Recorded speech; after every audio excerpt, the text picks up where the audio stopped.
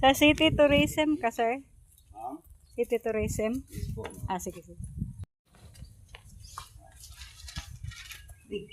Mabuhay po. Ako Mabuhay. din si Marlon Cubero, taga City Tourism, madyang pagganiban sa Church Road. Morning pinakakaraang simbahan sa Entero Isla sa Mindanao. Ito po ni Father Valerio de Ledesma katong September 8, 1997 po. Kini siya mga Agustinian ni Recoletos diri sa Butuan, ng bisra ni sa history. Yes po. Pero kini replika ra ni Ma'am. Sir, ang original na sa punuan sa Baliti.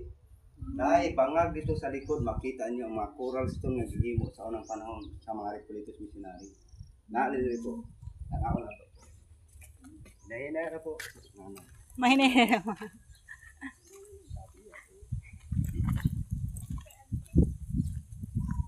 Naday dito.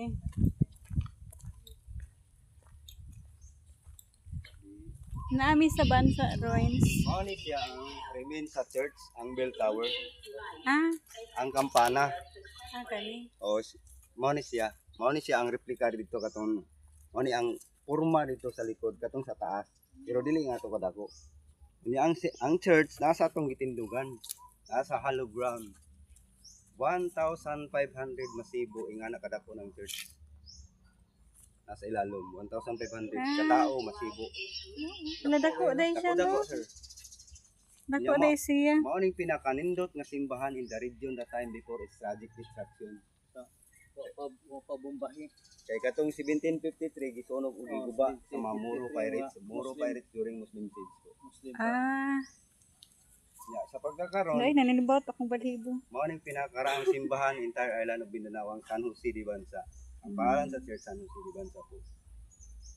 Mao na siya nalubog kay sige kabaha Oh. mapaw na siya. Ang simbahan nasa ilalom. Kami diri. So, padong dito ma'am suba. Dako man 1,500 ka taon na dako. Nadako day no, 1,500 ka tao. Pwede po ba mapapicture daw ma'am kanyo picture kamo ta Nakapali na ako ang galihalo dili. Dako Na, na na, actually dako nagbangag sa una, maiingon sa mga katigulangan nagpuyo diri ha. Maana pa may lawas lalo na. Masulod pa ka no. Karon. Karon ni gamay na kay Iko, ka anas. po ang baliti. Bidawi. Ah. So naami diri guys. Sa old church. Paana man simbahan dito pero ang Green Tower nagatuban sa sunrise. Ang kini kadto nga replika mo ni Mao na to forma sir pero Forma yun. ato dako ra to siya. Mao to sa forma sa taas.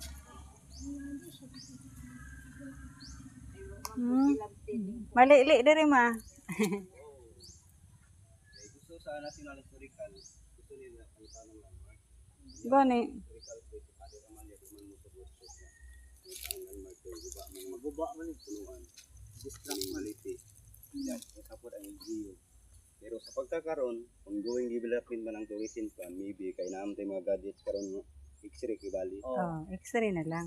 Iko ano lang. Malita pag budget, ito ag malita pa mga budget. Sa maoron. Pwede po pa picture ma'am diha. Tapos dito po.